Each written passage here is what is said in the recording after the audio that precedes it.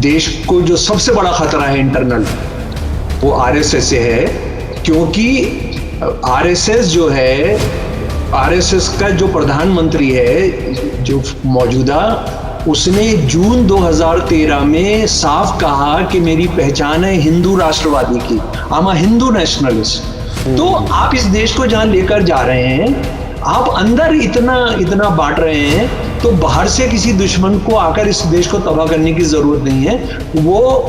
वो अशुभ काम आप ही कर देंगे। ये अमेरिका क्या है, अमेरिका और यूरोप क्या है, वो जंग चाहते हैं, जंग जीतना चाहते हैं, अपना बंदा मरता हुआ नहीं देखना चाहते। अगर उनके यहाँ एक कफन आ जाता है तो पूरा जो है, मतलब पूरा पब्लिक ओपिनियन बदल सकती है। उसी कफनों के आने की वजह से ये वियतनाम से भागे, वियतनाम में हारे।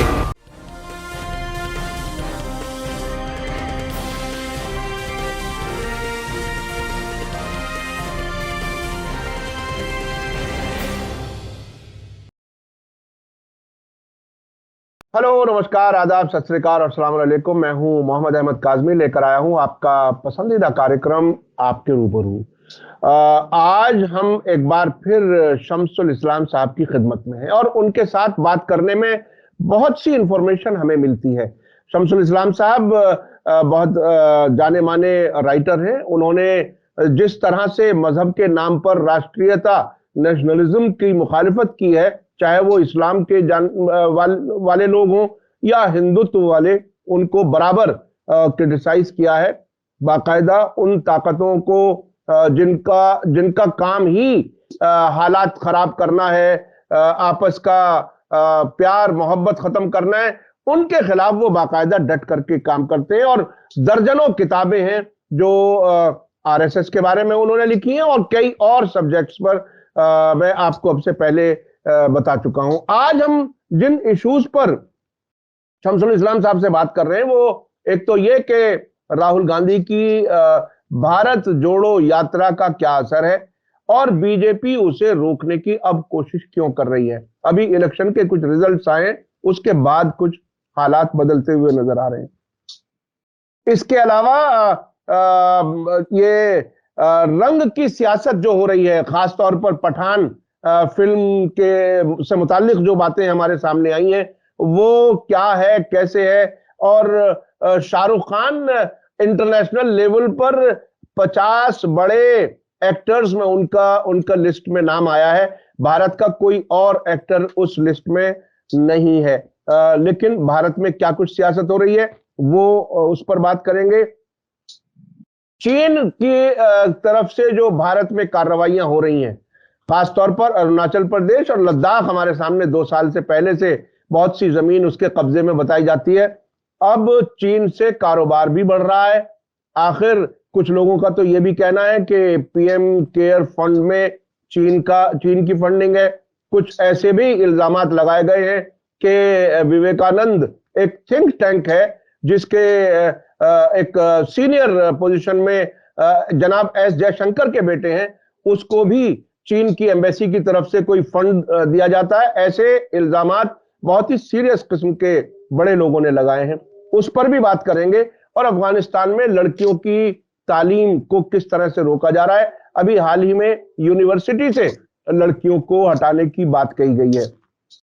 ये सारे इश्यूज ऐसे हैं जिस पे हमें अच्छी तरह से नजर रखनी चाहिए। और शम्सुल इस्लाम साहब अपनी बात बाकायदा सबूतों के साथ रखते हैं, रेफरेंसेस के साथ रखते हैं।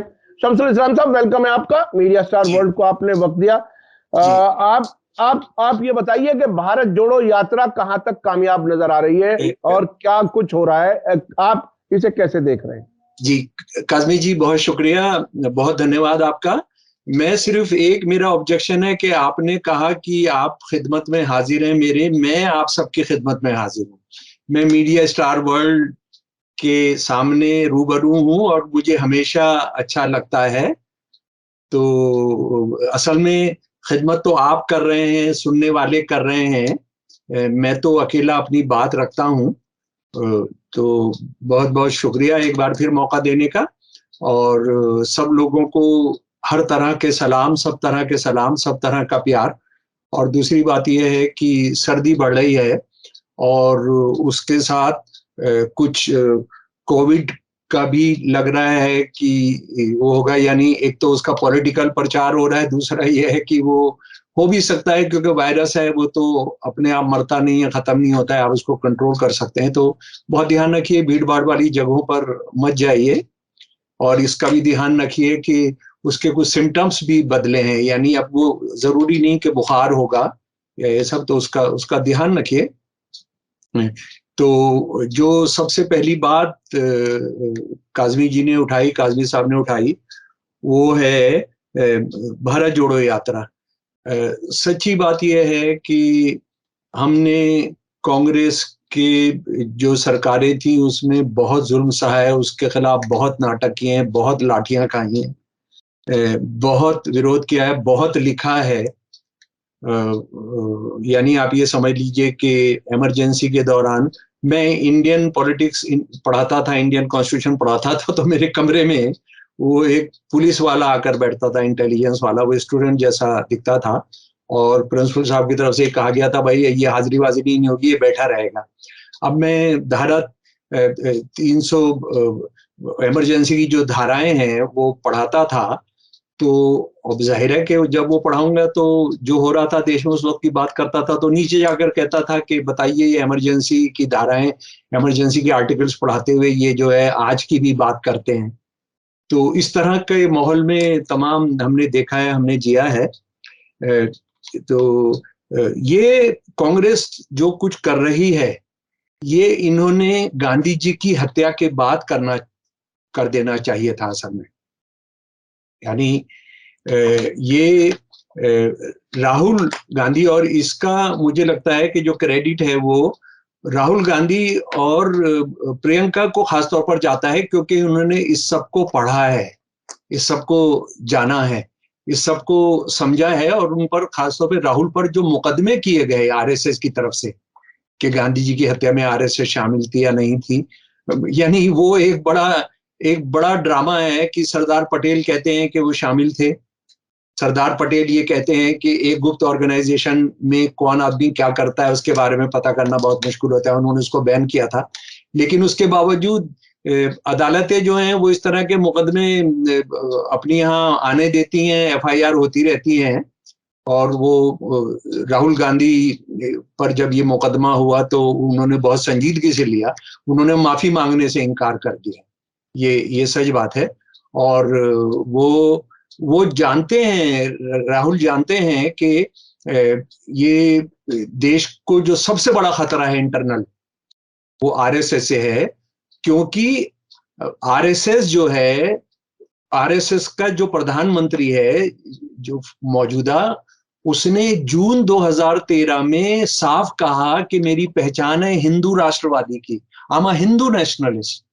उन्होंने राइटर्स के 2 जर्नलिस्ट को बात करते हुए गांधीनगर अपने घर में कहा कि मैं हिंदू राष्ट्रवादी हूं, और मेरी जो परवरिश हुई है पॉलिटिकल लीडर में, ये गुरु गोलवालकर ने कराई है। और गुरु गोलवालकर वो हैं जो ये कहते थे कि हम एक नेता, एक आइडियोलॉजी और एक झंडे के तहत सारे देश के अंदर हम हिंदुत्व फैलाएंगे।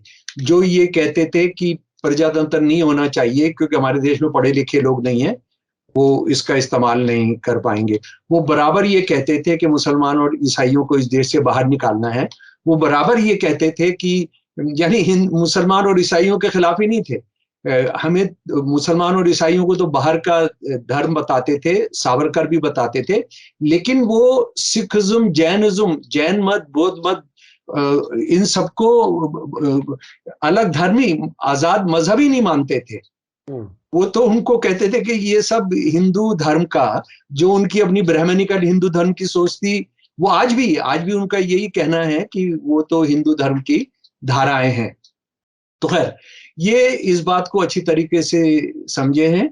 और जो आरएसएस वालों ने सबसे पहले उनको बहुत बदनाम करने का, कोई एक वीडियो दिखा के, एक झूठा वीडियो दिखा के, एक झूठा फोटो दिखा के वो सब करने की कोशिश की। लेकिन ये सच है कि मोदी के राज में एक तो किसानों ने उसको थोड़ा सा सबक सिखाया है, हमारे हिंदू सम्राट को, हृदय सम्राट को, और दूसरा ये राहुल गांधी की इस भारत जोड़ो यात्रा ने सिखाया है। मेरा इसका अपना अनुभव जो है, यानी आरएसएस पर जो मेरी किताबें हैं वो किस तरह से मंगाई जा रही हैं और वहां पढ़ी जा रही हैं, वहां लाइब्रेरी में रखी जा रही हैं, वो आप ताज्जुब करेंगे वो किस तरह से हो रहा है और किस तरह से लोग निकल कर आ रहे हैं, हजारों हजारों की तादाद में, 20-50 हजार लोग निकल कर आ रहे हैं। मध्य प्रदेश में ये हालत रही। मध्य प्रदेश जहां के होम मिनिस्टर काफी बदतमीजियों के लिए जाने जाते हैं, मतलब वो सीधा एकदम किसी को भी फौरन सजा दो, उसको ये कर दो, बुलडोजर चला दो, वो कर दो। वो जैसे अभी ये रंग वाली जो पॉलिटिक्स चल रही है उसमें भी सबसे पहले उनका बयान आ गया है। तो वो होम मिनिस्टर नहीं होकर ऐसे लगता है कि आरएसएस के किसी वो सफाई दस्ते के मेंबर हैं, तो वो करते रहते हैं। उनकी हिम्मत नहीं हुई इसको रोकने की। और आरएसएस की साजिशों के बारे में राहुल जानते हैं, तो ये मैं आपको बार बार बताना चाहता हूं कि आरएसएस और साजिश जो हैं एक ही सिक्के के दो पहलू हैं। ये उनकी अपनी किताबों में उन्होंने लिखा है कि हमने बहुत सारे काम मुसलमान ड्रेस पहना के, मुसलमानी ड्रेस पहना के हमने वो करवाए हैं काम, ये उन्होंने बताया। सरदार पटेल को डॉक्टर राजेंद्र प्रसाद ने लिखा कि आरएसएस वालों ने मुसलमान बनकर हमले कराए हैं, मुसलमान मगर हिंदुओं पर हमले कराए और उसके नतीजे में फिर दंगे भड़के, ये सब राजेंद्र प्रसाद ने बताया है। तो उसका पूरा इंतजाम किया है उन्होंने कि कोई गुंडागर्दी नहीं कर पाए। हमने यहाँ किसान आंदोलन में देखा था कि वो कत्ल करा दिए गए थे, हमने देखा था वहां शराब पीकर लोग गुंडागर्दी करते थे, वहां ये बिल्कुल नहीं होने दिया गया है, बहुत सख्ती के साथ। यानी कांग्रेस पहली बार एक प्रजातंत्र के प्रति कमिटेड, एक कैडर बेस्ड, एक कमिटेड पार्टी लग रही है। जो ये भीड़ हो गया था ना कि इसमें कोई भी आ जाए, कुछ भी हो जाए, आरएसएस के आदमी घुसे रहे नहीं घुसे रहे, उससे वो नहीं है हालत। और जो बुनियादी सवाल उठा रहे हैं, देखिए वो बहुत इंपॉर्टेंट है। वो इंपॉर्टेंट ये है कि अगर प्रजातंत्र रहेगा, डेमोक्रेसी रहेगी तो ये देश बचेगा, अगर सेकुलरिज्म रहेगा तो ये देश बचेगा। और हमारा जो भारत के लिए कुर्बानी करने वालों का जो भारत है, ये उस भारत के आइडिया के खिलाफ है। देखिए ना कितनी ये, अगर एक पार्टी कांग्रेस अगर अपने पैरों पर खड़े होने लगे और अपनी विरासत को दोबारा याद करने, कम से कम याद करने लगे, जीने का सवाल तो बाद में आएगा, तो कितना इंटरेस्टिंग बहस हो रही है। खड़गे साहब जो हैं उन्होंने कह दिया कि आपका कुत्ता भी अगर कोई उसने कोई कुर्बानी की हो तो वो बता दें। हालांकि मुझे ये बात जो कह रहे हैं उसका हमको जो उसका गुर है वो समझना चाहिए, पर मुझे इस पर उनका इतराज ये है कि कुत्तों ने तो अंग्रेजों के खिलाफ कई बार बहुत क्रांतिकारी भूमिका निभाई है। होता यह था कि सड़क पर जो कुत्ते थे, जब अंग्रेज छापा मारने वाले होते थे या आते थे, खुफिया तरीके पर आते थे रात को कहीं पर, तो ये सड़क के जो कुत्ते थे वो भौंक देते थे, तो इनकलाबी जो है वो होशियार हो जाते थे। ऐसे बहुत बार बहुत किस्से हैं, सच्ची किस्से हैं उस जमाने के। तो कुत्ते नहीं, मतलब ये आरएसएस कुछ लोगों ने तो इस हद तक कहा कि साहब अगर कुत्ते जबान होती उनकी बोलने की, तो वो हो सकता है खड़गे के घर पे प्रोटेस्ट करते कि हम तो बहुत ही वफादार हैं, हमारा नाम क्यों ले दिया आपने। हाँ, लेकिन अंग्रेजों के वफादार नहीं थे जिनका राज था वो। हाँ, वो अंग्रेजों के वफादार नहीं थे, वो किसी के भी वफादार थे। वो जिसके यहाँ भी रहते हैं मालिक के वफादार होते हैं, उनके अंदर वो खूबी होती है, तो वो जाहिर है अपने आप को मुल्क का वफादार ही कहने की शायद कोशिश करते हैं। लोगों के प्रति भी उनको प्यार होता है। और मैं जो मिसाल दे रहा हूं, मैं तो एक कंक्रीट मिसाल दे रहा हूं कि सड़क पर जो कुत्ते हमारे यहाँ हर जगह रहते हैं, वो अंग्रेजों के छापे, अंग्रेजों के आने के, अंग्रेजों की जो खुफियागिरी होती थी वो भौंककर उसको बता देते थे। ये सच है। तो असल में मैं 40 साल से कह रहा हूं काज़मी जी कि आरएसएस वाले, एक आदमी 1925 में बने, 1947 तक एक आदमी आरएसएस का लीडर कैडर बता दें जिसने आजादी की लड़ाई में अपना नाखून भी कटवाया हो, जिसको 1 मिनट के लिए कभी पुलिस ने नोटिस दिया हो, उसको थाने में बुलाया हो। आप तिरंगा झंडा छोड़िए, उससे तो वो नफरत करते थे, वो कहते थे तो हम इस झंडे को मानते नहीं है, इस झंडे को हम मानते नहीं। हम जो है स्वतंत्रता संग्राम को नहीं मानते हैं, क्योंकि इसमें ये हिंदू राष्ट्र बनाने का नहीं है, ये हिंदू मुसलमान ईसाई सिख को सबको एक राष्ट्र मानता है। बिल्कुल इसी तरह से जैसे मुस्लिम लीग कहती थी, जिन्ना साहब कहते थे कि हम जो है हम तो इस राष्ट्रीय आंदोलन में इसलिए शामिल नहीं होंगे क्योंकि हिंदू मुसलमान साथ हैं। पर आप मैं जानना चाहता हूं और मैं इनको चैलेंज कर रहा हूं, चुनौती दे रहा हूं कब से, कि आपने एक केसरिया झंडा लेकर भी कभी प्रदर्शन किया अंग्रेजों के खिलाफ? आपने कभी वंदे मातरम, जिसको आप कहते हो कि वो भारत का राष्ट्रगान होना चाहिए, उसको गाते हुए कोई गिरफ्तारी दी हो? आपने भगत सिंह, राजगुरु, सुखदेव के शहीद होने पर कोई प्रदर्शन किया हो?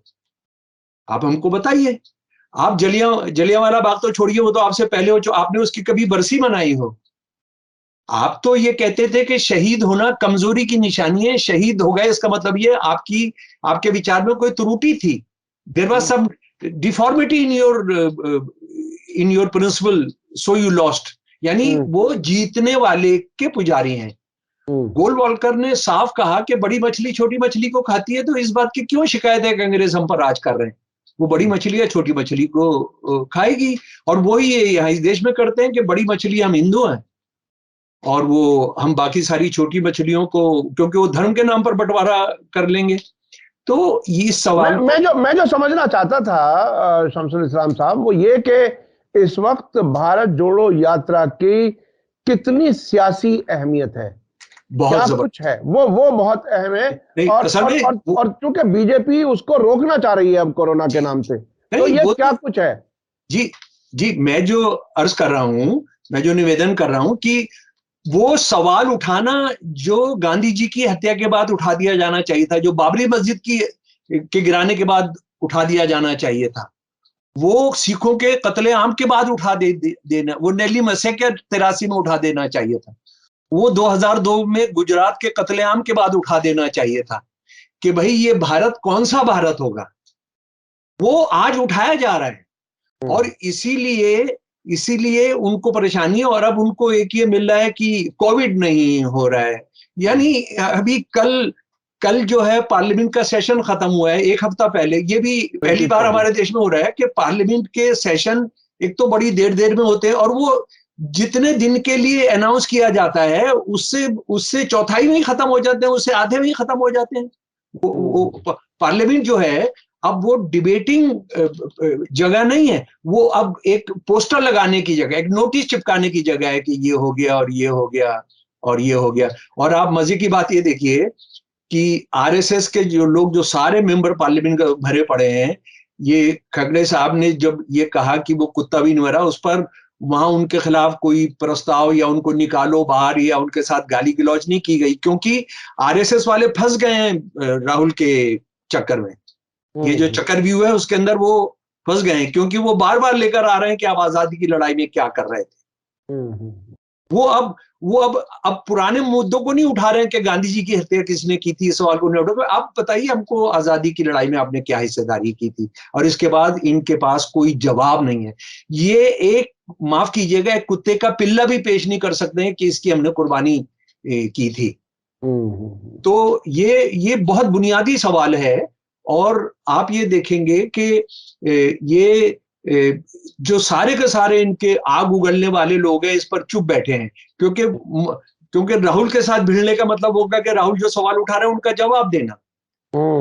अब राहुल के बारे में देखिए, पुरानी की क्या क्या बातें हो रही हैं कि वो जो है वो उसके बेटे हैं, उनका जो उनके जो ये थे, जो इंदिरा गांधी के जो पति थे वो एक मुसलमान थे। इन जाहिलों को ये पता नहीं है कि वो मुसलमान नहीं थे, वो एक पारसी थे। अरे साहब, मैंने तो इस हद तक वीडियो देखी है सोशल मीडिया पे, अंधभक्त कोई कह रहा है कि नेहरू भी मुसलमान थे, इंदिरा भी मुसलमान थी, ये भी मुसलमान है। इस हद तक कहने की कोशिश की जा रही है। ये घबराहट है जिसमें ये सब कह रहे हैं।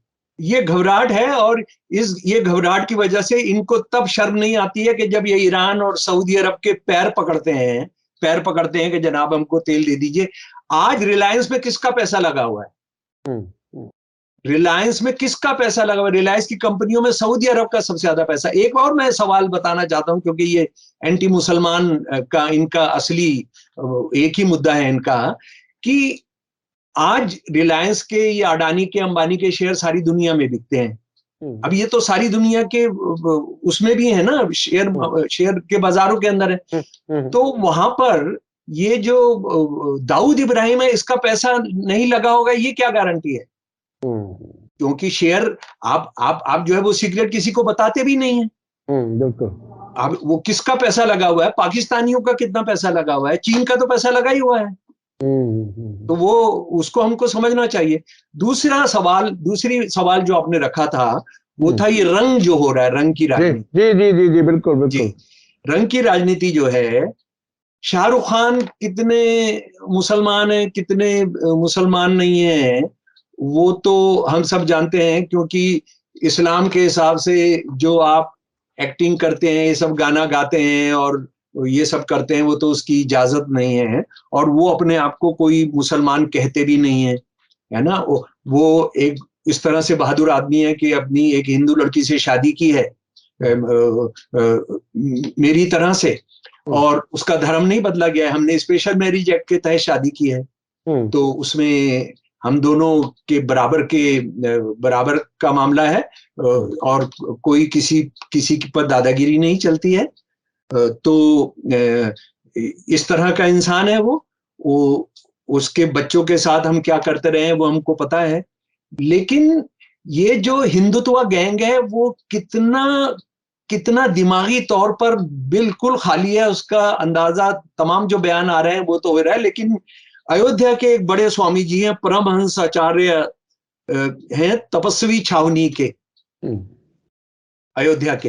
अच्छा, ये वही अयोध्या है जहां परसों जो अशफाकुल्लाह का शहादत दिवस मनाया गया बड़े पैमाने पर, भगत सिंह के भांजे प्रोफेसर जगमोहन सिंह जी वहां थे, तो वहां से ये बयान आया है।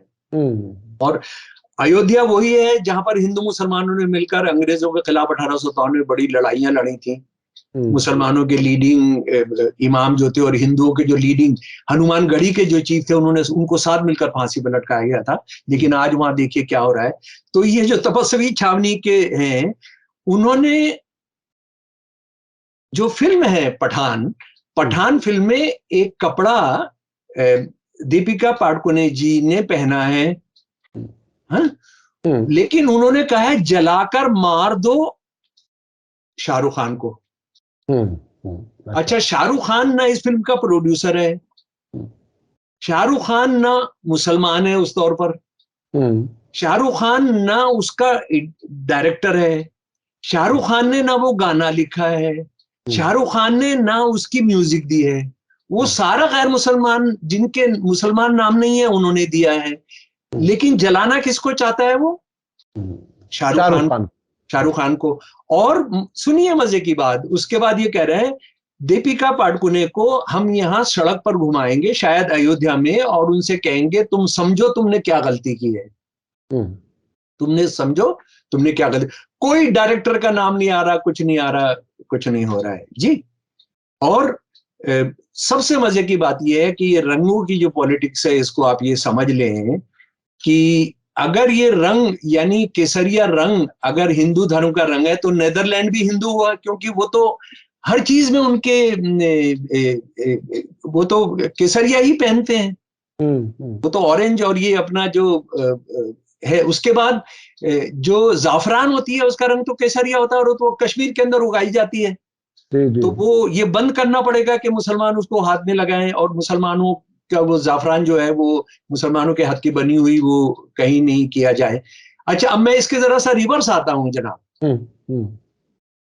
हरे रंग के खिलाफ आरएसएस रहती है, कहीं पर भी हरा रंग हो तो वो पाकिस्तान का रंग होता है ना। और बहुत कितनी जगहों पर हमला किया गया, जलाया गया, और कहीं पर कोई भारतीय मुसलमानों का संगठन या मस्जिद के बाहर हरा झंडा लगा रहता है, तो वो कहते हैं पाकिस्तान का झंडा लहरा रहा है।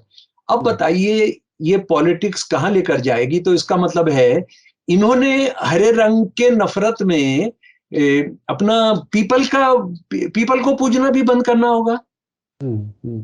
हमारे सबसे पवित्र जो पौधा होता है, जो हर हिंदू घर के अंदर होता है, मैं ससुराल में जानता हूँ, मेरी ससुराल के अंदर वो पौधा होता था। जरा कोई बताएं क्या नाम है उस पौधे का? तुलसी कहना चाह रहे हैं शायद आप। तुलसी का पौधा, उसकी पूजा होती है। उसकी पूजा के बिना तो कुछ काम नहीं हो सकता है। तो वो भी हरा है, वो हरा है, तो उसको ये पूजना बंद करेंगे। यानी ये रंगों की पॉलिटिक्स में देशों और सभ्यताओं को अटकाना, उसका मतलब ये आप साफ है कि आपको इस देश में बेरोजगारी, इस देश में भूखमरी, इस देश में जो रेप हो रहे हैं, इस देश में जो बच्चियों के साथ किया जा रहा है, इस देश में जो सर्दी में कपड़ा नहीं है लोगों के पास ओढ़ने का, अयोध्या में भी बहुत सारे लोगों की हालत होगी, आपको उस पर आपके पास कुछ नहीं है करने का। बल्कि साधु संतों ने तो ये कहना चाहिए, भैया ये फिल्मी दुनिया का मामला है, हमारा इससे कोई लेना देना नहीं है, फिल्मी दुनिया वाले अपने आप तय कर लें। मैं तो उनकी खबर ही नहीं रखता हूं। मेरे को तो 24 घंटे पूजा, और उससे इसका मतलब है कि वो बाकायदा देख रहे हैं कि कौन क्या कपड़े पहन रहे हैं।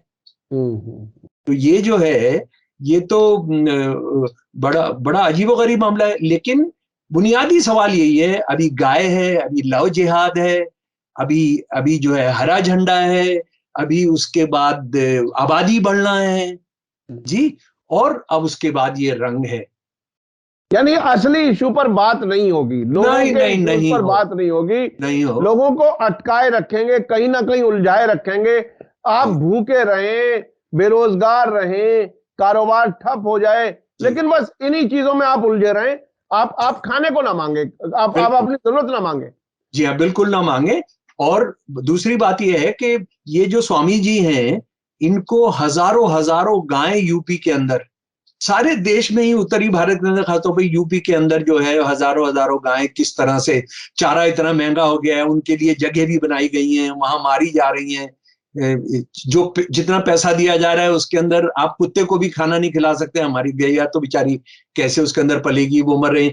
ये साधु जी ये नहीं कह रहे हैं कि हर जो हिंदू है, और खासतौर पर शहरों के हिंदू जो हैं, वो एक एक गाय को गोद ले लें। ये शाहरुख खान को जलाने की बात कर रहे हैं।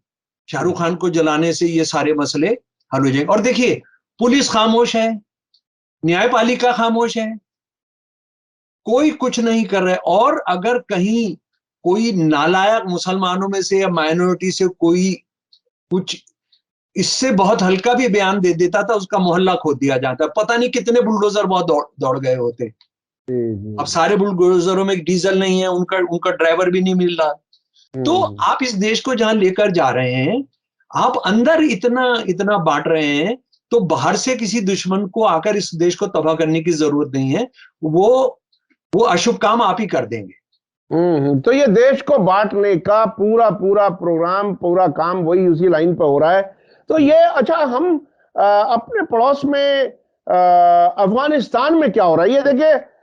तालिबान शुरू से जब ये सरकार में आए, और उसके बाद से दुनिया भर से उन्हें ये कहा जा रहा है कि एक तो इंक्लूसिव सरकार बनाओ और लड़कियों की तालीम का इंतजाम ठीक करो। ये 2 पॉइंट्स बहुत बार कहे जा रहे हैं, और तालिबान बिल्कुल उसमें कोई तब्दीली नहीं कर रहे।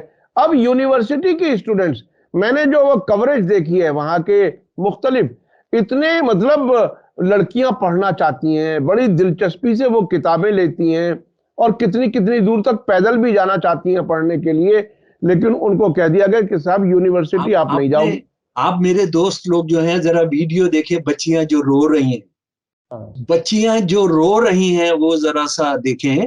और मैं मतलब ये एक हैवानियत, शायद हैवान भी ऐसा नहीं करते होंगे जो ये कर रहे हैं। और लेकिन एक बात इसको समझ लीजिए कि आज वेस्ट जो उनसे कह रहा है कि तुमने लड़कियों को पढ़ाना चाहिए, ये तो उनके पैदा किए हुए हैं, ये शैतान तो उनके पैदा किए हुए हैं। रूस देखिए, अमेरिका क्या है, अमेरिका और यूरोप क्या है, वो जंग चाहते हैं, जंग जीतना चाहते हैं, अपना बंदा मरता हुआ नहीं देखना चाहते। अगर उनके यहाँ एक कफन आ जाता है तो पूरा जो है, मतलब पूरा पब्लिक ओपिनियन बदल सकती है। उसी कफनों के आने की वजह से ये वियतनाम से भागे, वियतनाम में हारे। वियतनाम में इन्होंने इंच इंच पर कारपेट बॉम्बिंग उसको कहते हैं जो किया था। दुनिया का कौन सा बम हथियार इन्होंने इस्तेमाल नहीं किया था। सारे यूनिवर्सिटीज में नौजवानों को जबरदस्ती भर्ती कराया था, और उसमें मोहम्मद अली ने कहा था कि मैं भर्ती नहीं होऊंगा, और वो जेल गए थे, जो मशहूर बॉक्सर थे। ऐसे हजारों और नौजवान थे जो जेल गए थे। उन्होंने कहा कि हमने जेल में डाल दिया था। वहां के नौजवानों को वो उसका विरोध ना करें, एलएसडी एक तरह का चरस खिलाना सीआईए ने शुरू किया था। सीआईए ने जो ड्रग फैलाया है वो अमेरिका में फैलाया था सबसे पहले, कि वहां के नौजवान जो यूनिवर्सिटीज में कैंपस में कर रहे थे और वो कंट्रोल में नहीं आ रहे थे। ये ड्रग का कल्चर अमेरिका ने सारी दुनिया में फैलाया। मैं क्योंकि उसका एक रिसर्चर हूं तालिबान का, और जो अफगानिस्तान में हो रहा था, मैं आपको ये बताना चाहता हूं कि तालिबान, ये जो बच्चे, मुसलमान बच्चे जो अलग अलग मदरसों में सारी दुनिया में पढ़ रहे थे, कुरान पढ़ रहे थे, हदीस पढ़ रहे थे, इनको ये कहा गया कि वहां इस्लाम को बचाना है, कम्युनिस्टों से इस्लाम को बचाना है, और इस वक्त कुरान की नहीं, तुम्हारे हाथ में बंदूक होनी चाहिए। हजारों हजारों नौजवानों को सारी दुनिया के मुसलमान मुल्कों से उठाकर जहाजों में इनको वहां पहुंचाया गया। उनको हथियार दिए गए, उनको हथियार देकर लड़वाया गया। और वहां जो कुछ हुआ, अफगानी जनता के साथ जो कुछ हुआ, वहां लोगों के साथ जो कुछ हुआ, उसकी तो दास्ताने, मतलब वो तो एक एक अगर दास्तान आप सुनेंगे, जो क्यूबा के एक जजीरे में जो बंद किया था, उसमें एक एक आदमी के साथ इन्होंने क्या किया, वो हम बहुत अच्छे तरीके से जानते हैं। ये उन्होंने पैदा किए। और सारी दुनिया में ड्रग फैलाने की अभी जो श्रेय जाता है, वो बात युवा के शुरू में तो सऊदी अरब और इन सब के जरिए, कुवैत के जरिए उनको पैसा दिया गया हथियार खरीदने के लिए, लेकिन उसके बाद उसकी लिमिट थी। अमेरिका ने कहा जी अब पैसा आप अपने आप पैदा करो। पैसा अपने आप कैसे पैदा करो? अपनी यहाँ चरस अफीम उगाओ, अपनी अफीम उगाओ, अफीम को सारी दुनिया में भेजो, और वो पैसे से तुम हथियार खरीदो हमसे। यानी अब वो सारी दुनिया में तालिबान ने अफीम फैलाई, सारी दुनिया में अफीम फैलाई, जिसमें मदद की सीआईए ने उसको सारी दुनिया में अफीम बेचने के अंदर। और वो जो पैसा उन्होंने बनाया, डॉलर बनाए, उससे अमेरिका ने उनको हथियार भेजे।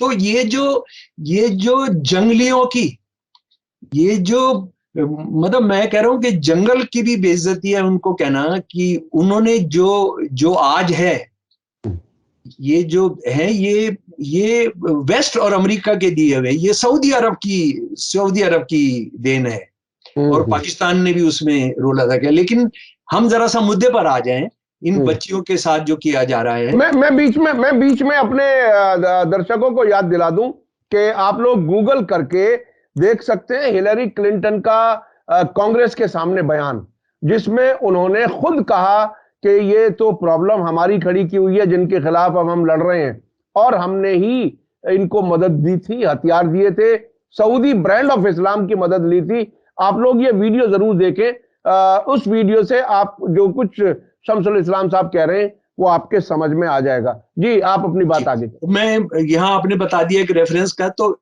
हिंदू का मेरा एक बहुत पढ़ा जाने वाला लेख है हिंदू अखबार का, creation of Osama bin Laden. वो आपको जरूर पढ़ना चाहिए। सीआईए के डॉक्यूमेंट्स पर बेस्ड है कि कैसे ओसामा को सीआईए का सेक्रेटरी अपने जहाज में लेकर पेशावर आया, अपने जहाज में पेशावर में छोड़ा, और ये जिम्मेदारी दी कि अब आपने इस्लाम को बचाना है, और उसको इस्लाम की जिम्मेदारी दे के फिर मरवाया भी आपने। तो खैर, हम जरा सा इस्लाम पर वापस आ जाते हैं कि ये क्या कर रहे हैं। अगर ये ला इलाहा इल्लल्लाह मोहम्मद रसूलुल्लाह में विश्वास करते हैं, और अगर ये सचमुच में विश्वास करते हैं, तो उनको जानना चाहिए कि प्रॉफिट साहब ने कहा कि अगर इल्म हासिल करने के लिए आपको चीन भी जाना पड़े तो आप जाइए, और चीन जाना उस वक्त इम्पॉसिबल था। अच्छा, उसमें बिल्कुल नहीं कहा प्रॉफिट साहब ने कि मर्दों को इल्म सीखने के लिए चीन जाना चाहिए, बिल्कुल नहीं कहा कि औरतें नहीं जाएंगी। उसके बाद दूसरी बात मैं जो कहना चाहता हूं, इस्लाम के जो 5 फराइज हैं, उसमें अगर औरत को कभी भी नंबर 2 या एक रत्ती भर भी या एक माशा या एक तोला भर भी कम माना जाता मर्द से, तो ये कहा जाता कि तुमको भाई ये 1 महीने का रोजा तुम कैसे रखोगी, तुम तो रख ही नहीं सकती हो, तुम तो इस काबिल ही नहीं हो, तुमने क्योंकि बहुत सारे काम करने सब करने, तो तुम एक सिंबॉलिक 1 दिन का रोजा रख लेना हफ्ते में। या तुम 5 वक्त की नमाज कैसे पढ़ोगी, क्योंकि तुमने तो इतने काम करने हैं, तो तुमने तो हफ्ते में 1 बार नमाज पढ़ लेना। और हज तो मर्दों के साथ हो ही नहीं सकता था उनका, औरतों का हज अलग होता, मर्दों का हज अलग होता। तो इस्लाम ने नहीं किया, तुम कहां से जलील और कमीन लोग आ गए हो तुम इस सबको करने के लिए। और मैं इस्लाम और किताब का कितना गहरा रिश्ता है वो मैं बताना चाहता हूं आपको। ये किताब पढ़नी चाहिए, हाउ डू यू नो। ये आप जो इसके लेखक हैं जियाउद्दीन सरदार, आप उनकी सारी एग्रीमेंट है या नहीं है उसको आप छोड़ दीजिए, इन्होंने पूरा का पूरा इस्लाम में किताब आना, प्रिंटिंग शुरू होना इस्लाम में, ये सेंट्रल एशियन कंट्रीज में पहली बार पेपर इजाद किया। पेपर इजाद इस तरह से हुआ कि चीन में था, लेकिन वहां के चीन के कई लोग जंग में बंदी होकर एक जेल में थे और उन्होंने वहां पेपर बनाना शुरू किया और वो किताब छपनी शुरू हुई। कुरान छपा, होली बुक छपी, और उसके बाद वहां पूरी जगह पर जो लाइब्रेरीज बनी, वो जो लाइब्रेरीज बनी काजमी साहब, वो ऐसी ऐसी लाइब्रेरीज हैं कि आप उसका जिक्र, मतलब उसी जमाने के दस्तावेजों पर जो किताबों का जिक्र आप पढ़ेंगे, उससे पहले किताब के रूप में लाइब्रेरी नहीं होती थी।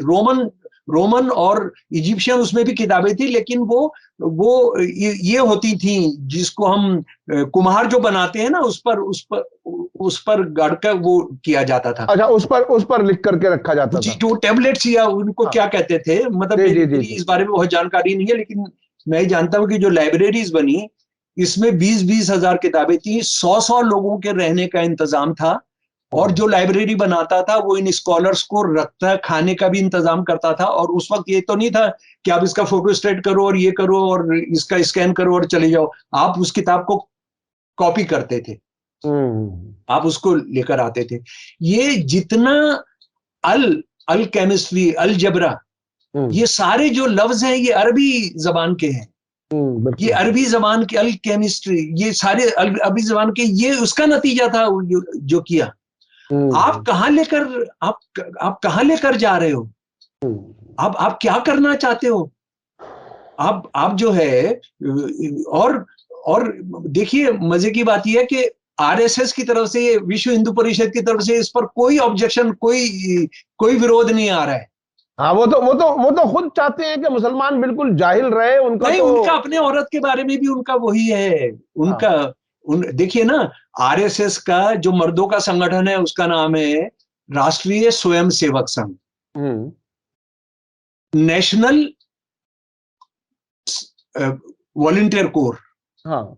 और औरतों के संगठन का नाम है राष्ट्र सेवा समिति। अच्छा। मेड ऑफ दी, यानी राष्ट्र की सेवा में लगी हुई कमेटी। जी। यानी वो रोल ही बिल्कुल अलग कर दिया, वो रोल ही बिल्कुल वॉलंटियर नहीं है, उनको राष्ट्र सेविका का अंग्रेजी में मतलब होता है जिस पर बैन लगा हुआ है दुनिया में बहुत सारी जगह, मेड, घर की नौकरानी। जी, वो बस वो खिदमत करे। ये जो आचार्य साहब हैं, ये जो परमहंस आचार्य साहब हैं, ये वहां औरतों को जो यूनिवर्सिटी में बंद कर दिया गया उनका पढ़ने का, और वो रो रही हैं, उस पर उनका कोई बयान नहीं है, उस पर कोई बयान नहीं है। उनका बयान है तो पहने का कपड़ा शमसुल इस्लाम और जलाना होगा काजमी को। जी। अच्छा, एक और एंगल है साहब, जिन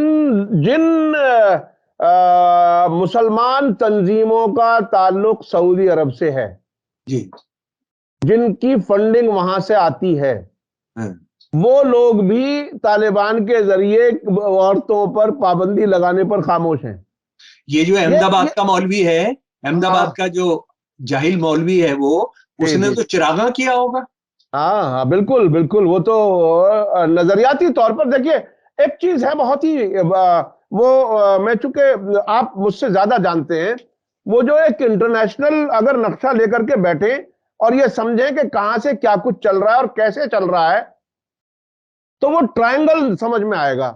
ये बात बहुत अजीब सी शायद लगती होगी बहुत से लोगों को कि मैं बहुत सी चीजें इजराइल और अमेरिका से कनेक्ट करता हूं, लेकिन एक बात गौर करने की तो है। हो सकता है मैं गलत हूं, लेकिन आप लोग जो दर्शक हैं उस पर गौर करें। इजराइल और सऊदी अरब के ताल्लुकात अब खुल करके सामने आ रहे हैं, जी, जो पहले सीक्रेट रखे जाते थे। जी, मुसलमानों में एक सोच जो बनाई गई, एक जी, लंबे अरसे तक यह कहा गया कि मुसलमान कुरान को मानी के साथ ना पढ़े, जी, वो कहीं ना कहीं वहीं से अब मिल करके आ रहा था। जी, अब उस नजरिए के साथ जो दूसरे लोगों को बहुत आसानी से काफिर कह देते हैं, मैं सिर्फ शियों की बात नहीं कह रहा, जी, उन सुन्नी हजरात को भी जो उनके नजरिए से मैच नहीं खाते, उन्हें भी वो बहुत आसानी से काफिर कह देते हैं। और ये जितनी भी टेररिस्ट ऑर्गेनाइजेशन है, जिनको टेररिस्ट ऑर्गेनाइजेशन समझा जाता है, कहा जाता है, और ये टेररिज्म एक डेफिनेशन अलग अलग है सबकी, वो एक अलग एक बहस है, लेकिन सबके तार वहीं से जुड़े हुए नजर आते हैं। जी, जो जो जो जो सऊदी ब्रांड ऑफ इस्लाम, जिसका जिक्र उस वीडियो में अगर आप लोग ने देखा होगा या देखेंगे, जिसमें जिसमें इन्होंने बताया है, जो जो अमेरिकी फॉरेन मिनिस्टर रह चुकी हैं जिनका मैंने नाम लिया, जी, जी, वो क्लिंटन, जी क्लिंटन, हिलरी क्लिंटन, हिलरी, उस वीडियो को अगर आप देखेंगे तो ये कनेक्ट करना बहुत आसान होगा।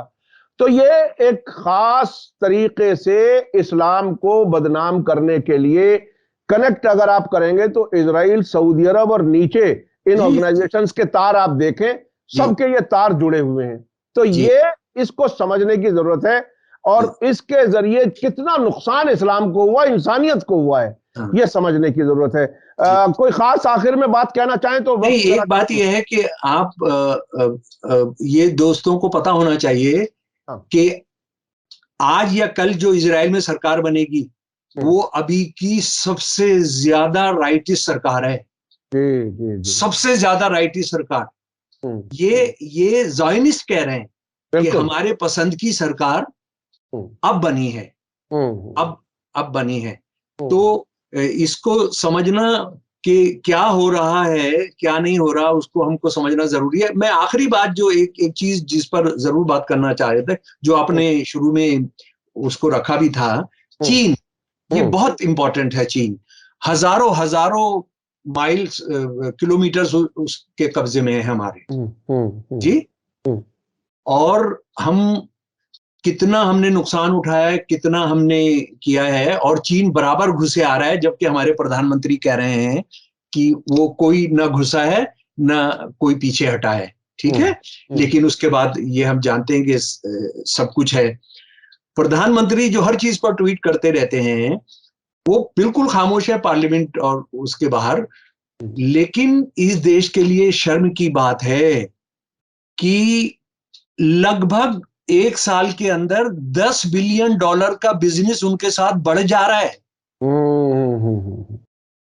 यानी 10 अरब डॉलर, 10 अरब डॉलर, दस जिन लोगों अरब को डॉलर जिसको बिलियन समझना आता हो तो 10 अरब डॉलर, वह 10 अरब बहुत बड़ी डॉलर रकम है। जी एक जी, साल के अंदर। 20 20 से 30 बिलियन डॉलर से लेकर अब वो $60 बिलियन पहुंच गया है पिछले 3-4 साल के अंदर, जी। जी जी, और आप जरा सा सोचिए कि ये कहीं पाकिस्तान के साथ हो रहा होता और ये चीनी मुसलमान होते, तो क्या कर रहे होते, ये क्या कर रहे होते। और चीन के बारे में तो हमारे मोदी जी ये भी कह चुके हैं कि चीन का उनके गांव से भी ताल्लुक है। जी चीन जी, का कोई बड़ा ऋषि मुनि उनके गांव के अंदर आया था, जी जी जी जी जी। जी, वो तो तो ताल्लुक बताने का उनका बड़ा तरीका है, हाँ, कब कब और किसका और ताल्लुक बताना है। और एक ये एक हमेशा हमेशा कमजोरों पर हमला करते हैं, बड़ उससे दबते हैं। मैं उसका आखिरी उदाहरण बताकर आपको आपको खत्म कर रहा हूँ। शंकराचार्य जी, हाँ, शंकराचार्य जी ने जब अपने 10 साल का टूर हिंद सारे देश का शुरू किया, उस जमाने का जो हमारा देश था, और उसमें सारे बुद्धों और जैनियों के मंदिरों को गिराया, मार, खत्म किया, ये सब किया। और उनका एक ही काम था कि कास्टिज्म को हमको रेस्टोर करना है। उससे लगभग 50 साल पहले या 40 साल पहले मोहम्मद बिन कासिम जो है वो इस्लाम के नाम पर सिंध पर कब्जा कर चुका है। राजा धीर जो एक हिंदू राजा थे उनको खत्म कर चुका है, उनके पूरे परिवार को गुलाम बना के उनको मार चुका है। शंकराचार्य जी ने इस्लाम मुसलमानों के सिंध के आने के खिलाफ इस देश को जगाने के लिए अपनी यात्रा नहीं की 10 साल की। उन्होंने यात्रा की बौद्ध मत और जैन मत को, जो षड्मर थे, जो वेदों को चैलेंज कर रहे थे, उनको खत्म करने के लिए की। तो हिंदुत्व के रूलर, ये हिंदुत्व में विश्वास करने वाले, सनातन धर्म में विश्वास करने वाले कितने राष्ट्र विरोधी हो सकते हैं, वो आपने आज ये तमाम 2-3 चीजों के अंदर देखा।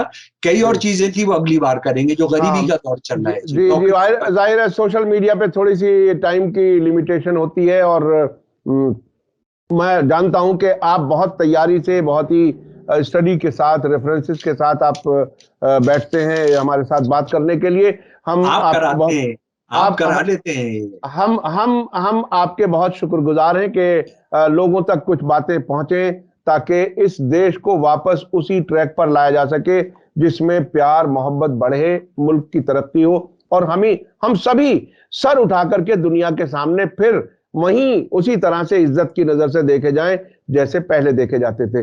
बहुत बहुत शुक्रिया। इसी के साथ मुझे दीजिए इजाजत। धन्यवाद, सलाम जी, जय भारत, जय हिंद। मीडिया स्टार वर्ल्ड के और वीडियो देखने के लिए हमारे चैनल को सब्सक्राइब करें और सीधे नोटिफिकेशन पाने के लिए बेल आइकन दबाएं। और अगर हमारी खबर सच्ची और अच्छी लगे तो अपने व्हाट्सएप, इंस्टाग्राम, फेसबुक और ट्विटर अकाउंट पर जरूर शेयर करें।